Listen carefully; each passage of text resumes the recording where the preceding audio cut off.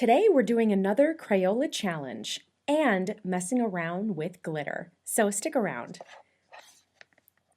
Hello colorists, welcome to PencilStash, a weekly show all about coloring. If you're new to the channel, please consider subscribing to get all the new content, and be sure to hit that like button if you're enjoying my videos. Alright, today we are doing another Crayola challenge. I found this box of 100 Crayola colored pencils at my local Target. They were only $14.99 and I just couldn't resist. There are 100 unique colors in this box, so the first thing I did was geek out and create a color chart. Essential to create the color chart if you want to know what you're getting into before you get into it. And this one was really simple, totally worth the 30 minutes or so it took me to make it. And despite the 100 beautiful colors in this set, I am limiting myself to these 20, just for fun. And no blender pencil allowed, because Crayola doesn't have one in this set. So what did I choose for my experiment? I chose this page from Romantic Country's Third Tale by Erie. Adorable. Two little boys visiting the Christmas tree farm looking for just the right one. Now, I very specifically wanted a page with lots of snow, and this one fit the bill, and I'll explain why in a moment. Now, the first thing I'm going to do is add even more snow piles to the tree branches with my Sharpie pen in Fine, which matches the line weight of our page here pretty closely. And all I'm doing is mimicking the shapes that the artist has already given us for these snow piles, just adding them in a few new places. All right, back to why I wanted to do a page with snow on it. So if you watched last week's video, I tried my hand at adding glitter to a coloring page. And while pretty, it turned out that the glitter that I chose was a bit too large in scale. So I've decided to correct that mistake and try again. And I desperately wanted to try a white shimmery glitter on snow. So I've chosen this page since it has lots of it to go around, though like I said, it does need more, which is why I'm doing what I'm doing. Now that our snow is at a more acceptable level, we'll get into the coloring. And now don't be disappointed, I've colored a lot of this page off camera so that we can just focus in on a few particular components of this page. Number one, the trees, which will be quite involved. Don't you worry, lots and lots of color will be put down here. Then I'm going to focus on the snow, which first we will color with colored pencils. And then finally, we will focus on the glitter. So without further ado, here it is. I've colored all of the trees except for this one, which I've saved for you guys. I've colored the boys, Alex and Matthew, their little wagon sled thing, all in a very muted color palette, since I really wanted the trees to be the focus of this page, and they most certainly are in terms of color. And then as a secondary, I really wanted the glitter to be a really high competition for these trees. The glitter is just going to amp it up just a little bit. So to start, we'll use this color called Palm Leaf, a very light green, and we'll start phase one of what I call bad camo by placing this down randomly across the surface of our tree. And don't work yourself up about exactly where to place this, as it will get covered over for the most part. And it'll just sort of be that color layer beneath all of the textural lines that we'll be adding layer. Layer adding layer. Just be sure to use light pressure here. Same thing with bronze yellow. This will be phase two of bad camo. And just place this down randomly as well.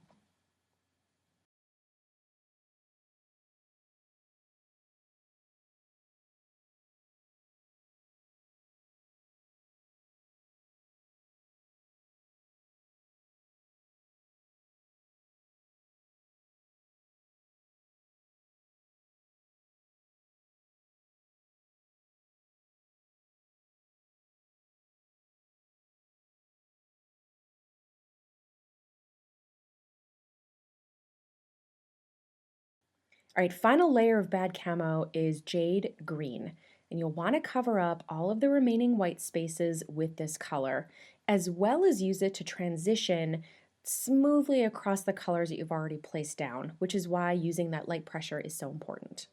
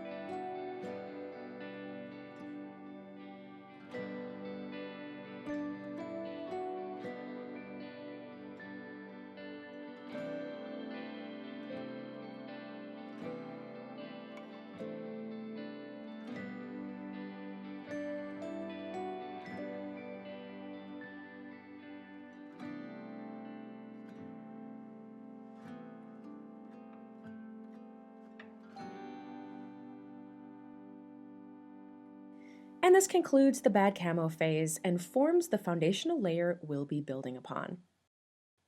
Now comes the fun part, the texture. With olive, we're gonna start adding in vertical lines to simulate that pine needle texture of a tree. Is it accurate?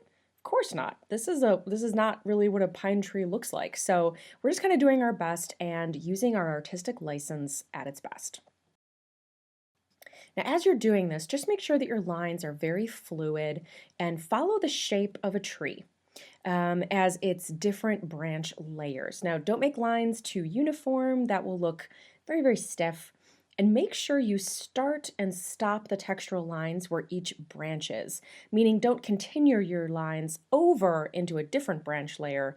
It'll just kind of end up looking unnatural. So make sure your pencil is sharp and cover the entire tree with lines of this olive color.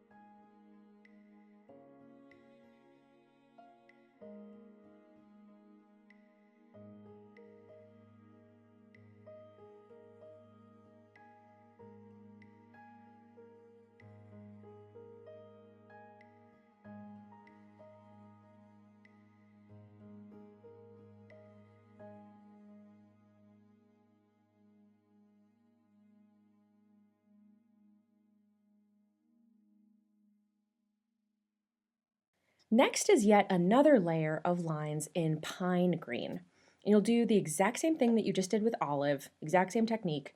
We're just layering these lines to add color variation. And you might think this pine green is a little bright. I thought the same thing. But this is actually the darkest true green in the box. I wish there was just one more darker than this, but no such luck. But we will be improvising by using this color, outer space. See these lines here? This is where the branches simulate an overlap and could create a shadow beneath, or would create a shadow beneath. So we'll be placing this color down beneath each of the lines that the artist has left for us to create that shadow. And though this outer space is kind of a dark navy blue, when it's placed next to our greens, it really kind of simulates kind of something in between green and black and blue. It really, really lends itself well here.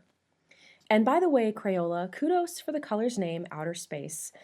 This is, again, in fact, kind of a deep, dark navy blue. And this color was actually the reason that I bought this box. No joke.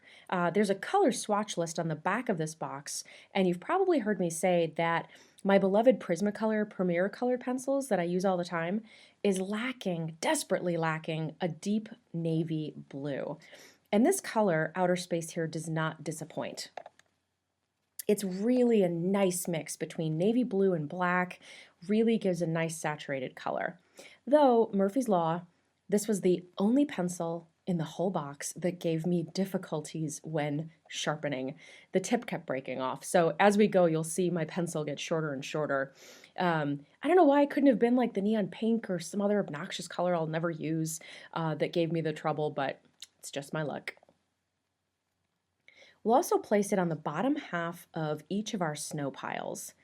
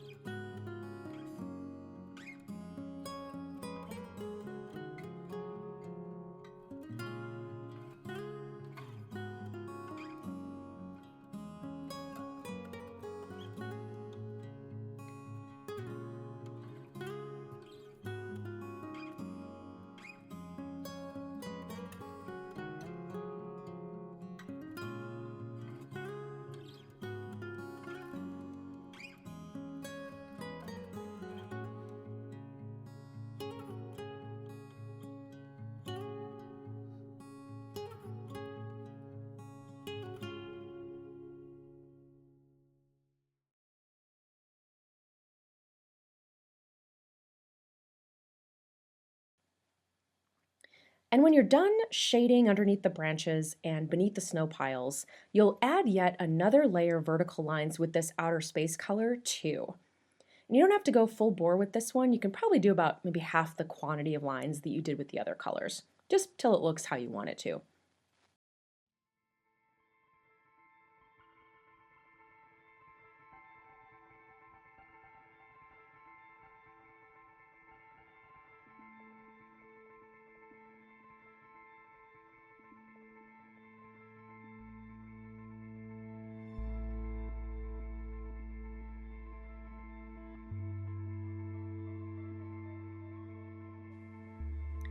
With black, we'll just kind of briefly go back in beneath each branch line and just line it just a bit more with true black. It'll deepen that shadow and add to the 3D effect.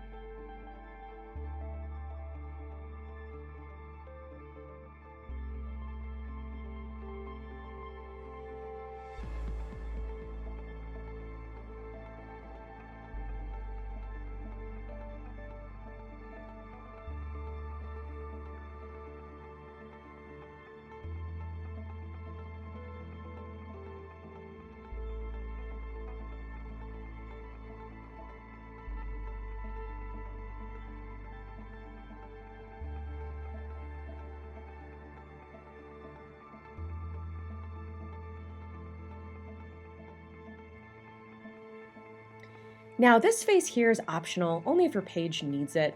If you need to go back in with this original color palm leaf and just kind of fill in any spaces of our tree that by some miracle didn't get covered up by any of the 80 colors we just put into it.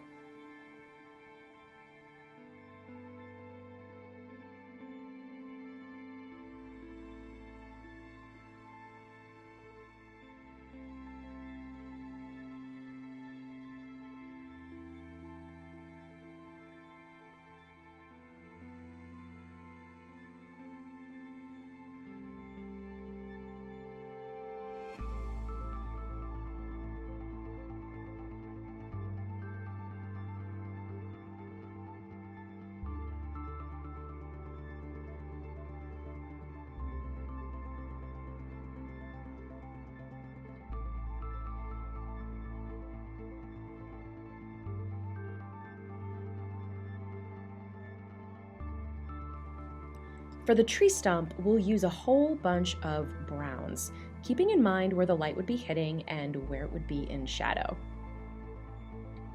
Now while I do this is a great time to talk about the Crayola pencils and my thoughts on them. In short, I'm very happy with them. Lots of color variety in this 100 pack.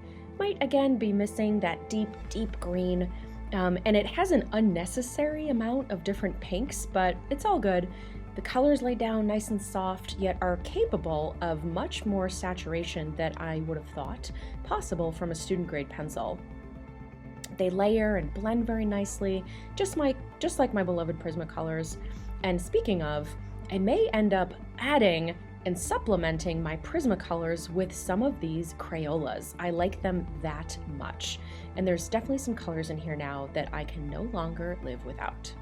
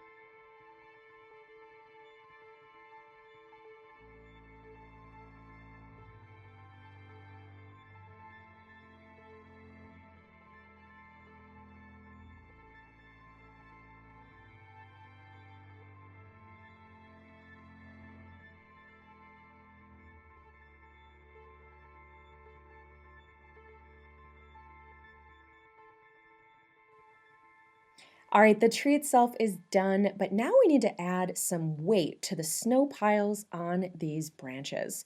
You can just leave them white, absolutely, but if you add just a bit of gray in some of the right areas, it makes it so much better. So we'll be using a light and a dark gray to accomplish this. Starting with the darker of the two, simply called gray, using very light pressure, place this down at the bottom of the pile, kind of in a line that's sort of mimicking that same shape, but just leave a little bit of white down at the very edge. Then take the lighter gray, this timber wolf, and you're essentially going to blend out the darker gray with this light one. So with light pressure, use circular strokes to push the edges of the gray outward in all directions. It'll soften the gray and it'll make it look much more fluffy. And you'll do the same to all the other snow on the tree and on the ground.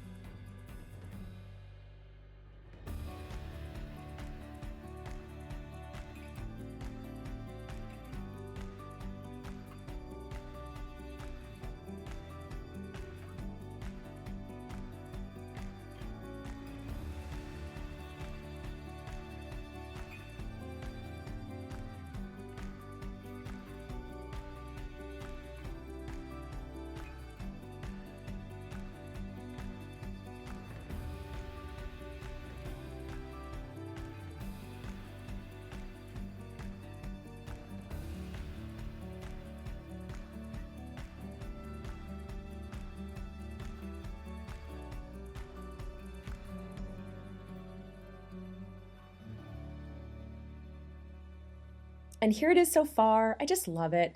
It could totally be done right now. It really, really could. But there is still glitter to try out. And I'm very excited because I actually got some new glitter from the store.